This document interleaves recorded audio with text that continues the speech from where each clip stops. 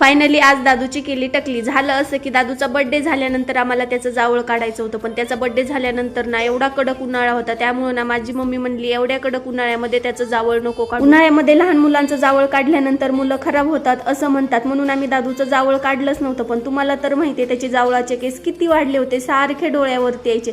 म्हणून त्याचा बर्थडे झाल्यानंतर ना आम्ही त्याचा मस्त कट मारला होता. चला आता उन्हाळा पण थोडा कमी झालाय आणि पाऊस पण थोडा थोडा यायला सुरू झालाय, म्हणून ना त्याच्या पप्पांनी सकाळी सकाळी आज त्याची टकली करून आणली. तर असो ही होती दादूच्या जावळाच्या केसामागची कहाणी. ही साडी बघतायत ना, ही मला आता धोंडे जेवणाला गेली होती तेव्हा घेतली आणि मला खूप आवडली. आता 1.5 महिना झाला आमचा गॅस संपला होता आणि फायनली आज तो आला. 1.5 महिना झाल्याशिवाय आमच्याकडे तर काय गॅस टाकी भरून देत नाहीत. मग आज 1.5 महिना पूर्ण झाला होता म्हणून ना गॅस टाकी आणली होती. मला तर एवढा आनंद झाला होता ना.